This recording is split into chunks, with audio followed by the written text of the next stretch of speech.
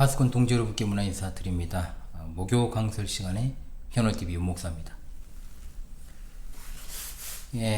앞선 세 번의 강의 동안은 없던 화분이 보이죠, 여러분. 아내가 복지겠다고 화분 받아왔더라고요. 별로 그렇게 제 화분은 좋아하지 않습니다.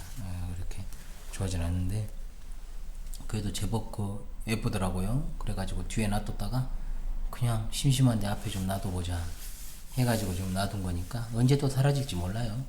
왜냐면 저는 특별하게 화분에 대해서 애착을 갖거나 그런 것은 없기 때문에 그렇습니다.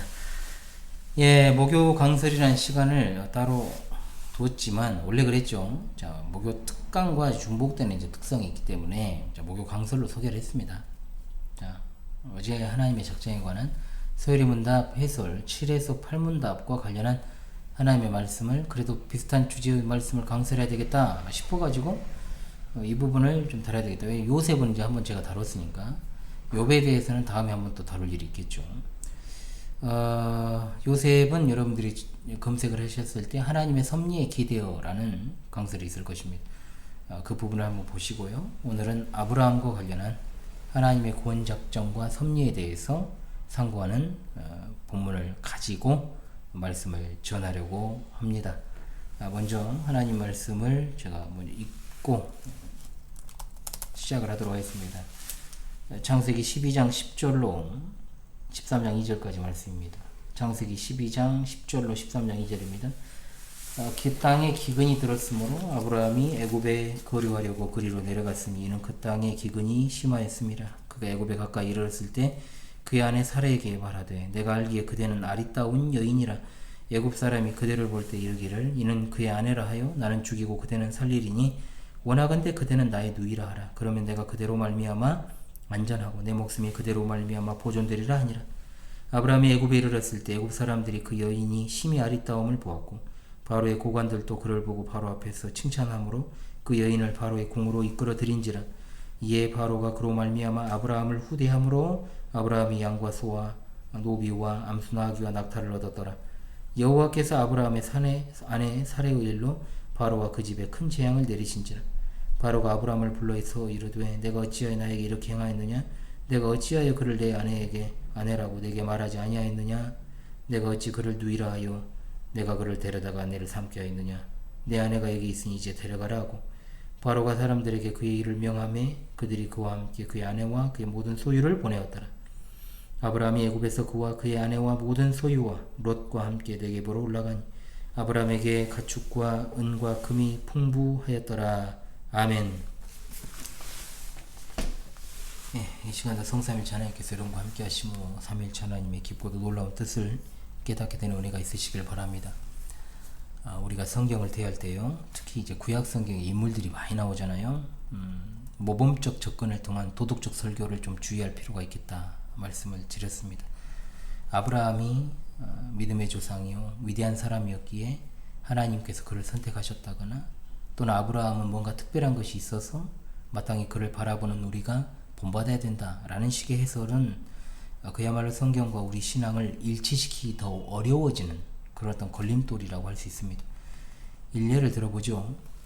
우리가 위인전을 읽을 때 거기 등장하는 위인들의 참 경이로운 모습들을 봅니다. 일단 위인들은요 어릴 때부터 남다른 머리와 비범함을 가지고 있죠. 우리나라 위인들이 다 그래요. 또 그들이 이룬 업적들이 과장되게 좀 보이기도 해서 위인전을 읽으면서 나도 이렇게 살아야 되겠다 이런 생각하는 사람 거의 없습니다. 거의 판타지니까요. 가정 형편이 어려워서요. 지금 어릴 때 집에 이제 책이 많지 않았어요. 그러니까 아주 어릴 때는 빌려서 책을 받고 아주 어릴 때요. 제 어린 시절에 이제 초등학교 저학년 때 드디어 이제 아마 그때만 해도 월부로 이제 책을 이제 구매해 주셨던 것으로 기억을 합니다. 전질로 된 3개의 전지를 사주셨어요. 계몽사에서 한참 유명했죠. 계몽사에서 나왔던 세계 대백과 사전, 그리고 70권인가 60권으로 이루어져 있는 세계 동화 전집, 그리고 한국 전기 전집, 이렇게 이제 그 20권이었을 거예요. 그 중에서도 제가 마르고 닳게 읽었던, 역사에 관심이 많으니까 한국 전기 전집을 제가 아주 많이 읽었죠. 거의 달아질 정도로. 거기 묘사된 위인들이요, 이미 날 때부터 위인으로 태어납니다. 소위 왕우장상의 시, 즉 될성 부른 나무는 떡잎부터 남다르다는 것을 그대로 보여주는 것이 위인전입니다. 그리고 사람의 일대기죠. 그래서 이와 같은 방식으로 성경에 나오는 인물들을 갖다가 영웅이나 위인으로 간주를 해서 모델로 삼으면 전혀 우리 신앙의 실제에 도움이 되지 않습니다. 실제로 성경의 역사를 기록하시고 이끌어 가시는 우리 하나님은 전혀 드러나지 않게 되죠. 그리고 자칫 그런 식의 접근은 앞서 홍수 이후에 이제 그런 일이 있잖아요. 노아의 어떤 행동, 선입견을 가지고 해석할 수 있다는 거죠. 제가 이 노아가 술 취해가지고 함의 아들 가나안을 저주한 그 사건에 대해서 제가 다룬 적이 있거든요. 한번 찾아보십시오. 노아 술 취한 거. 성경 인물들이 불신앙적 행동이나 실수를 했을 때 도덕적으로 해석하고 판단하고 결론 내버리는 일들이 많죠. 오늘 본문은 위대한 아브라함이 불신앙적 행동을 하는 모습을 보여줍니다. 우리가 방금 읽었잖아요. 아브라함이라고 하는 한 인물의 중심을 두면 당연히 불신앙적 행동을 한 아브라함이 하나님께 책망받고 벌을 받아야 되잖아요. 그런데 오늘 본문을 보시게 되면 아브라함의 거짓말에 넘어간 바로가 오히려 벌을 받게 되는 것을 봅니다. 그러므로 우리가 성경을 바라볼 때 하나님께서 인류 역사 그리고 그 가운데서 자기 백성을 선택하시고 그들을 구원하시고 인도하시고 보호하시고 섭리하시는 구원의 작정과 섭리의 역사에 주목하지 않으면 성경을 통해서 반드시 알아야 되는 하나님의 크신 뜻을 발견할 수 없게 된다는 거죠. 아무쪼록 이 시간에도 성령께서 충만한 조명의 은혜를 주셔서 하나님의 말씀을 바르게 풀어서 해설하고 또 우리 삶 가운데 적용을 하는 은혜의 시간이 될 수 있기를 간절히 바랍니다. 자, 이 본문은 하나님의 자녀들이 악한 행위를 해도 하나님이 복 주시고 보호하신다 이런 게 아니에요. 아브라함의 불신앙에도 하나님은 여전히 복을 주시는 것은 사실이 맞아요. 근데 참으로 이해하기 어려운 상황이고 말씀이라고 할 수 있죠. 앞서 말씀드렸던 것처럼 성경은 도덕책이 아닙니다. 그 가운데서 창세기는 역사를 기록한 하나님의 말씀입니다. 그러므로 도덕적 교훈이 아니라 핵심이 아닌 도덕적 교훈이 핵심이 아니라 하나님의 나라가 어떻게 세워져 가는지를 보여주는 것이 하나님께서 이 계시를 통해서 보여주시고자 한 것입니다. 자기 백성을 대하시는 하나님께 주목을 해야 됩니다. 먼저 이 사건은 훗날 있게 될 이스라엘의 출애굽 역사와 굉장히 닮아있다 라는 사실을 생각해 봐야 되겠죠. 자, 첫째로 표면적으로 아브라함이 애굽에 내려간 이유는 뭐 때문입니까? 기근 때문에 내려갔습니다. 그런데 야곱이 그의 가족과 애굽으로 내려간 것도 그 당시에 들었던 세계적 흉년 때문이었다. 자, 일치가 되죠. 두 번째, 아브라함이 애굽에서 많은 재물을 얻었던 것처럼 이스라엘 백성들도 출애굽할 때 많은 재물들을 애굽 사람들로부터 획득해서 나오게 되었습니다. 세 번째, 바로가 하나님께서 내리신 재앙을 받고 아브라함의 가족을 보냈잖아요. 자, 출애굽 당시 바로도 어땠습니까? 하나님께서 내리신 10가지 재앙을 받고 나서 이스라엘 백성을 내보냈습니다. 네 번째, 아브라함이 애굽을 떠날 때 아내를 비롯한 모든 소유를 가지고 떠난 것처럼 이스라엘 백성도 모든 소유를 가지고 떠났다는 겁니다. 다섯 번째, 아브라함이 애굽을 떠나 가나안에 도착해서 조카 롯을 구출하기 위한 전쟁을 치렀던 것처럼 이스라엘도 가나안 땅에 도착해서 가나안 땅을 정복하기 위한 전쟁을 치러야 했다는 거죠. 자, 물론 아브라함과 그의 후손인 이스라엘의 행적이 닮아있다 해서요 100% 일치한다고 볼 수는 없어요. 또 그 이후 역사를 세세하게 일치시키는 건 더 불가능한 일입니다. 분명한 것은 아브라함의 생애가 장차 그로부터 나오게 될 이스라엘 민족에 걸어가야 될 길을 미리 보여주고 있는 성격은 분명히 있다. 아브라함의 이동 경로를 그대로 걸어가게 될 이스라엘의 모습, 이것은 분명히 하나님께서 의도하신 것으로 봐야 됩니다. 역사를 통해서 오늘을 배운다 이런 말을 세속사에서도 자주 합니다만 하나님께서 이끌어 가시는 구원의 작정과 섭리가 그대로 기록되어 있는 이 계시의 말씀이 앞뒤가 항상 연결되어 있는 것은 당연하다 할 것입니다. 아브라함의 후손으로 오신 예수 그리스도께서도 아브라함이 걸었던 길을 그대로 걸었던 것도 바로 이러한 하나님의 크신 작정이 있었기에 우리가 동일한 것을 다시 보게 하는 것과 같은 느낌을 이제 받는 겁니다. 창세기를 통해서 하나님께서는 오늘을 살아가는 성도들 또한 어떤 길로 행해야 될 것인지를 분명하게 가르쳐주고 계시죠. 하나님께서 하란에 있던 아브라함을 부르시고 마침내 가나안 땅에 들어오게 인도하셨습니다. 그때 하나님께서 아브라함에게 나타나셔서 그 땅을 내 자손에게 줄 것이라고 하셨죠. 하나님은 신실하시기 때문에 그 약속을 듣고 아브라함은 자신에게 나타나신 여호와 하나님께 단을 쌓았습니다. 그런데 그 이후 아브라함의 행적을 보시면 알겠습니다만 가만히 있지 않습니다. 계속 이사를 합니다. 세겜 땅 상수리 나무에서 베델과 아이 사이에 있는 어떤 곳으로 이사하고 다시 계속 남방으로 이사를 합니다. 자, 정확한 이유가 성경에 나오진 않지만 분명히 더 살기 좋은 땅으로 옮겨갔을 것으로 보입니다. 즉 가나안 땅에서는 멀어지고 있었다는 거죠. 하나님께서 인도하신. 그러니까 살기 좋은 땅을 찾기 위해서 하나님이 약속하신 땅에서 멀어졌다는 겁니다. 이것을 잘 발견을 해야 됩니다, 여러분.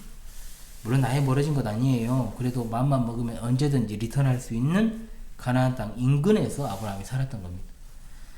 그런데 그 와중에 기근이 있었습니다.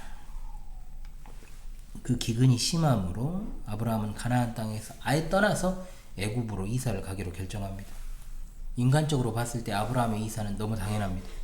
사람이 더 살기 좋은 곳으로 옮겨 다니는 게 맞잖아요. 그러나 하나님께서 약속하신 땅에 기근이 들었다, 그 땅을 떠난다, 정당화할 수 있는 것인가? 물론 이 부분은 두 가지로 설교가 가능한 본문이라고 볼 수 있습니다. 그러니까 아브라함의 행동이 보여주는 불신, 그리고 우리가 언제나 아브라함과 같은 입장에 설 수 있는데 성화의 생활에 있어 우리가 올바른 판단을 내려야 되는 것으로 결론 내릴 수 있을 것입니다. 그러나 오늘 본문은 그와 같은 강설을 하기에 앞서 먼저는 본문이 사라의 중요성을 부각시키고 있다는 것을 주목해야 됩니다. 일단 아브라함이 가나안을 떠나서요 애굽으로 가는 것은요 단순히 어떤 지역 이동을 넘어서서 나라의 지경을 벗어나는 것이기 때문에 지금까지 비교할 수 없는 참 지금으로 따지면 거의 국적 변경과 같은 행위라고 봐야 됩니다. 애굽이라는 나라가 주는 이미지, 애굽에는 나일강이 있습니다. 나일강을 중심으로 고고대의 엄청난 문명이 태동한 곳이죠. 따라서 애굽은 기근과는 상관없이 잘 살 수 있는 비옥한 땅이었습니다. 애굽은 문명이 발달했고 당시 세계적 제국인 애굽을 다스리는 왕 바로가 있었습니다. 이 바로는 단순한 왕을 넘어 지상에서 군림하는 신이었고 백성들은 바로를 숭배하면서 절대적인 권력을 가지고 아무도 바로의 허락 없이는 수족을 놀릴 자가 없는 그야말로 어마어마한 힘을 가진 자였습니다. 반면에 아브라함은 어떻습니까? 자, 연고도 없이 떠도는 족장입니다. 아브라함은 그야말로 바로 앞에 티끌 같은 존재에 불과했습니다. 그것이 아브라함이 스스로에 대해 평가하는 모습이었겠지요. 그리고 사라가 본격적으로 이야기 중심에 들어옵니다. 애굽 땅에 이르렀을 때 아브라함의 아내 사라에게 말하기를 당신은 너무 아름다운 여인이다. 이집트 사람들이 당신을 보면 그대를 볼 때 이르기를 이는 그의 아내라 하고 나는 죽이고 그대는 살리리니 원컨대 그대는 나의 누이라 하라. 그리하면 내가 그대로 인하여 안전하고 내 목숨이 그대로 말미암아 보존되리라 했습니다. 아브라함의 관심은 자기 목숨 보존입니다. 하나님의 언약을 받은 사람이라고 하기에는 너무나 나약합니다. 가나안 땅에서는 나름 독립적으로 살고 두 다리 뻗을 수 있었을지 모르나 이집트는 절대왕정 체제를 비체제로 바로라고 하는 절대군주가 있는 곳이기 때문에 아브라함은 전혀 자기 자신을 지킬 수 없는 위치에 있었습니다. 죄송합니다. 피곤해가지고 말이 좀 헛나왔죠. 에어컨 좀 켜겠습니다. 아브라함은 그 이후에도 똑같은 속임수를 씁니다. 창세기 20장에서 가나안 땅에서 아비멜렉이라는 왕에게 사라를 여동생이라고 속이죠. 이때는 하나님이 아비멜렉에게 직접 나타나셔서 경고하시고 그 다음날 아비멜렉이 왜 자기를 속였느냐고 하니까 아브라함이 말합니다. 하나님이 나를 내 아버지의 집을 떠나 두루 다니게 하실 때 내가 아내에게 말하기를 이후로 우리가 가는 곳마다 그대는 나를 그대의 오라비라 하라. 이것이 그대가 내게 베풀 은혜라 하였노라. 그러니까 우리가 아브라함의 이 말을 신뢰한다면 아브라함은 하란을 떠나올 때부터 주구장창 다니면서 아내를 갖다가 자신의 여동생이라고 속였다는 거예요. 물론 사라는 아버지가 같은 이복 동생이 맞지만요. 고대 시대에는 인구가 적어서 근친 결혼이 많이 있었지만 인류가 번성하게 된 후부터 하나님께서는 근친 결혼을 엄격하게 금하셨음을 알게 됩니다. 사라가 아브라함의 누이였던 것은 사실이지만 그것으로 사라가 자신의 아내라는 사실을 즉 진실을 숨기려 했던 아브라함의 잘못이 정당화되는 것은 아닙니다. 이 거짓말을 통해서 자기는 자기 생명을 부지하려고 했지요. 이때 아브라함의 모습을 보면 별로 자기 아내에 대한 특별한 관심이 없습니다. 그냥 모든 사람들이 그런 것처럼 아내를 단지 자신에게 속한 소유물로 생각하는 거죠. 우리가 기억해야 될 것은 하나님께서 아직 사라에게 직접적으로 어떤 약속을 주시지 않았다는 것. 하나님은 아브라함을 통해서 큰 민족을 이루시겠다라고 하셨는데, 아브라함은 생각합니다. 내가 다른 이에게 사라를 빼앗기게 되면 다른 여자랑 결혼해서 새로운 가정을 이루면 되지 않느냐. 그게 아니라면 이런 행동을 할 수가 없죠. 자기 목숨 부지하려고 정말로 뻔히 자기 아내를 누이라 속이고 다른 사람의 아내가 되든지 말든지 관심이 없잖아요. 한마디로 아브라함이 이집트에 들어가면서 자기 마누라한테 이렇게 말한 거예요. 나는 네 못 지켜주니까 내 소유물인 네가 나의 목숨을 위해서 누이라고 구라치고 다녀라. 사라도 별말 없죠.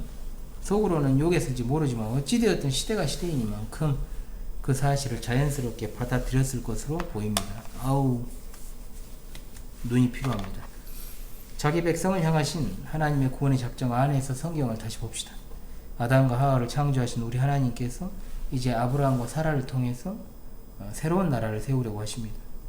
하와가 아담의 돕는 배필로 지어진 것처럼 사라도 아브라함의 돕는 배필로 정하셨습니다. 하나님은 사라를 통해 자신의 나라를 세우실 놀라운 작정을 가지고 계셨지요. 그런데 이제 아무도 이 사라라는 믿음의 여인을 보호할 수 없게 된 것입니다. 이후에 보면 알 수 있지만 지상의 절대 권력자라는 바로가 사라를 탐냅니다.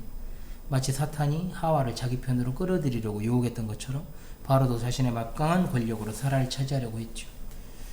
실제로 애굽의 바로는 미모가 출중한 유부녀들을 첩으로 취하고 그 남편을 죽이는 풍습이 있었고요. 아브라함은 그 사실을 아니까 겁을 내서 자구책을 마련한 겁니다. 지상에서는 바로가 결정한 걸 누구도 뒤집을 수 없었으니까요. 일단 아브라함이 자신의 아내를 누이로 속이고 생명을 보존하게 된 것만 보면 아브라함의 거짓말은 성공한 것처럼 보입니다. 그리고 자기 아내 사라는 바로의 아내가 되었습니다. 아브라함 입장에서는 마누라 팔아서 목숨도 부지했지만 또 한편으로는 여동생의 남편이 이집트 왕이 됐잖아요. 바로가 사라를 취한 대가로 큰 선물을 아브라함에게 내립니다. 양과 소와 나오기비와 남수 나아기와 낙타를 얻습니다. 그러니까 아브라함은 그냥 가만히 있으면 그래도 애굽에서 나름 땅땅거리는 그런 어떤 존재로 살아갈 수 있었을 것입니다. 그러나 이제까지 보고 계신 하나님께서 여기서 이제 개입하시는 겁니다. 하나님께서 즉시 바로 그 집에 큰 재앙을 내리칩니다.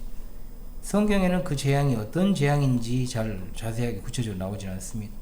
나중에 아비멜렉 건으로 유추해 본다면 여인들이 임신할 수 없는 아마도 부인과 질병이 아닐까. 적어도 큰 재앙이 사라로 인해 왔다는 거 확실하죠. 사실 상식적인 눈으로 이 기사를 대할 때 좀 이해가 좀 되는 부분이 그거예요. 그러니까 바로는 그냥 안 되는 부분이 그야말로 아브라함의 누이라고 생각하고 자기 첩으로 데려왔어요. 아브라함이 거짓말을 했습니다. 그런데 벌을 받아요? 당연히 거짓말한 아브라함이 좀 책망받고 벌 받아야 되는데 하나님의 어떤 약속의 자녀, 어떤 상황에서도 벌을 안 주시고 그렇지 않은 불신자만 철저하게 때리신다? 이걸 가르치기 위함일까요? 이 사건의 핵심은 아브라함의 거짓말이 아니기 때문에 그렇습니다. 가장 중요한 것은 하나님께서 정하신 언약이 위태롭게 되었다. 하나님은 사라를 통해 하나님 나라 세우려고 하시는데 그 구원을 이루어 가려고 하시는데 그것이 지금 큰 위기에 봉착하게 된 거죠. 그러므로 하나님은 아브라함이 아니라 사라를 취한 바로를 치신 것입니다. 느닷없이 하나님께 처맞았던 바로가 아브라함을 불러 말하죠. 어찌하여라는 말은 세 번이었습니다. 어찌하여 나를 이렇게 대접했냐? 어찌하여 그를 내 아내로 오발하지 아니하느냐? 어찌 그를 누이라 해서 내가 그를 데려다가 아내로 삼게 한 것이냐? 내 아내가 여기 있으니까 이제 데려가라. 세 번을 묻습니다. 아브라함의 대답이 나옵니까? 안 나오죠. 입이 10개라도 할 말이 없으니까. 바로가 벌을 받긴 했지만 아브라함 스스로도 죽을 수 있는 상황, 그리고 한 명의 가장이자 남편으로 개망신당하는 장면이잖아요. 이게 바로의 질문에 대답 못하지만 바로는 그를 죽이지 않았고 아브라함은 사라가 자신의 아내라는 것이 밝혀졌음에도 생명을 유지할 수 있었습니다. 자, 우리는 중요한 교훈을 받아야 됩니다. 아브라함이 애굽에 들어갈 때 중요 관심사는 일단은 기근을 피하기 위한 것이었고요. 여기서 살려면 아내가 차라리 못생겼으면 상관이 없는데 아름다운 것이 내가 살아가는 것에 있어서 방해가 된다라고 생각했다는 것. 자, 사라의 아리따운 외모가 화두니까요. 자, 잠시 생각해 볼 것이 있는데 사라는 아브라함보다 10살이 적죠, 여러분. 그러면 사라가 당시에 65세가 좀 넘었는데 이건 좀 뭔가 오바 아니냐 하는 사람들이 있어요. 지금으로 따지면 할머니인 사라의 미모를 애굽 사람들이 극찬했다. 성경을 믿기 싫어하는 사람들은 또 이 부분 가지고 과장된 기사라고 이야기를 합니다. 이 부분은 몇 가지로 쉽게 해결이 가능합니다. 자, 들어보세요. 첫 번째, 사라의 향년은 127세였습니다. 사라의 연수로 따져봅시다. 그러면 이때 사라가 65세라고 한다면 노년이 아니죠. 중년입니다. 그죠? 두 번째, 아브라함이 사라를 보고 아리따운 여인이다. 그리고 애굽 사람들이 사라의 아리따움을 보았다 했을 때 이 아름답다라는 말은 빛나다라는 뜻을 가진 단어입니다. 한마디로 사라의 피부가 오늘날의 표현대로라면은 흔하지 않게 우윳빛깔이었다는 거죠. 이집트인들의 피부색은 여러분 흑색과 황색의 중간인 갈색에 가까워요. 그렇기 때문에 흰 피부를 가진 여인들에 대한 동경이 있었다는 겁니다. 예나 지금이나 여자들의 피부가 희면 인기가 좋다는 것은 역사가 증명합니다. 그리고 현실에서도 증명을 합니다. 언제나 미인의 기준은 세계사 속에서도 백인 금발의 여인이었다. 이것도 사실이고, 고대 바벨론의 여신으로 추앙받았던 세미라미스도 백인이고 금발이었다라고 전해져 내려오죠. 그랬다고요. 전해져 내려온다고요. 여신의 기준이 사실 백인의 금발입니다. 귀신이잖아요. 여자 귀신. 월트 디즈니가 제작한 인어공주 한참 시끄러웠잖아요, 여러분. 흑인이 캐스팅 되었잖아요. 큰 화제를 불러 모았죠. 난리가 아니었죠. 그때 왜 사람들이 반발심을 가졌습니까? 인어공주는 일단 기본적으로 이뻐야 된다. 사람들의 어떤 오랫동안 가져온 미의 기준이 백인이어야 된다. 물론 여러분 알라딘도요 말이 있었거든요. 그런데 쏙 들어가 버렸어요. 막상 알라딘 개봉한 뒤에는 쏙 들어갔거든요. 여주인공에 대해서 이야기하는 게. 일단 이 기준에서 어긋났죠. 문제는 노래는 잘한다 해도 그 당시 인어공주가요, 누가 봐도 정말 캐스팅된 흑인 여성이 왕자가 딱 보고 반할 만한 얼굴이 아니. 인어공주는 누가 봐도 이뻐야 됩니다. 외모 비하나 인종차별이 아닙니다. 그것이 동화 속에 나오는 인어공주니까. 그래서 애매하면 그건 캐스팅 잘못된 거죠. 그리고 세 번째, 장수하기도 했지만 사라가 65세가 되도록 아이를 안 낳았어요. 아이를 못 낳았죠. 고대 시대 여인들은 물론 못 낳은 거죠. 고대 시대 여인들은 엄청나게 많은 아이들 낳았죠. 여성이 임신하여 분만 많이 하는 것보다 더 여성을 갖다가 노쇠하고 쇠약하게 만드는 것이 없잖아요. 사라는 그런 측면에서 봤을 때 젊음을 유지했을 것이다. 그리고 그 정도 나이면 사실상 청년에 가까운 용모와 기력을 갖추고 있었을 것이다 라고 보여집니다. 자, 마지막으로 하나님이 사라의 용모를 아리따게 유지할 수 있도록 만드셨고요. 또한 이러한 일들에 처하도록 하셨다는 것이 결정적이다. 그러므로 사라의 나이가 할머니인데 이게 말이 되냐? 이런 어떤 사람들의 반론은 아무 씨알데기 없는 것이다. 지금 기준으로 판단하면 안 된다는 겁니다. 성경은 믿음의 눈으로 보고 그대로 믿어야 되니까. 어찌됐든 아브라함은 나름 살아보려고 따내는 지혜를 짜내 거짓말을 했고 성공한 듯 했는데 이제 그 거짓말로 죽게 생겼어요. 이집트의 절대 권력자, 살아있는 신으로 숭배받던 바로가 원하면 타지에서 온, 물론 유력자이긴 해도 아브라함 따위 죽이는 것 일도 아닙니다. 그러나 그는 아브라함을 살릴 수밖에 없습니다. 왜? 아브라함에게 손댔다가는 자기가 먼저 하나님한테 죽으니까요. 이것은 하나님께서 지상의 절대 권력자라고 하는 바로 따위와는 비교도 되지 않는 능력의 하나님이심을 아브라함이 바르게 인식하는 계기가 되었을 것입니다. 이 당시만 해도 아브라함의 신앙 지식과 어떤 수준이라는 것이 하나님에 대한 인식이 정확하지 못해요. 여러 신을 섬기던 지역 출신답게 하나님을 그저 여러 신 중에 하나라고 생각했을 가능성이 커요. 그런 아브라함에게 이집트는 너무나 큰 산이죠. 자신은 그 앞에서 티끌처럼 여겼을 겁니다. 이루어진 것도 아직 하나 없는 아브라함에게 사라를 보호하시기 위해서 바로에게 재앙을 내리셔가지고 정말로 꼼짝 못하게 하신 하나님이 얼마나 크고 위대하신지 정확하게 학습하게 된 것입니다. 주께 사랑하시는 파수꾼 동지들이시여, 하나님께서 아브라함을 갈대아 우르에서 불러내셨듯 우리도 죄와 사망에서 불러내신 줄을 믿습니다. 아브라함에게 가나안 땅을 약속하신 것처럼 우리에게도 영적인 복을 허락하셨습니다. 그럼에도 우리는 약속에 대한 믿음이 시시때때로 흔들릴 경우가 너무나 많습니다. 하나님의 약속은 눈에 보이지 않으므로 우리는 우리 눈앞에 보이는 것들에 의해 늘 이리저리 왔다 갔다 합니다. 아브라함이 애굽에 도착했을 때 엄청난 문명과 문화를 보았을 것입니다. 오늘날에도 하늘 높이 솟아있는 거대한 빌딩 사이에서 하나님의 약속을 생각하고 하나님의 거룩하심을 생각하는 것이 어디 쉽겠어요, 여러분? 평당 몇 억씩 하는 고층 타워 팰리스에서 세상을 내려다보고 지난 코로나 시절 이렇게 저렇게 가난한 서민들이 생계를 위해서 사람들을 대면한 일을 하지 않을 수 없어서 일하다가 잘못되는 경우들도 많이 있었죠. 그들이 죽어가는 때에도 휴양지에서는 요트 타고 다니는 그들, 어디 하나님을 그런 와중에 느끼기가 쉽겠냐고 여러분. 그러한 부와 권력을 가진 사람들의 위세에 압도되기 마련입니다. 아브라함의 심정이 바로 이것과 같다는 겁니다. 무조건 욕할 게 아니라는 거죠. 기본적으로 이 세상은 하나님을 없인 여길 뿐만 아니라 대적합니다. 세상은 적자 생존의 법칙이 지배를 하죠. 개미들은 언제나 생존의 위협을 느낍니다. 밟으면 끝나잖아요.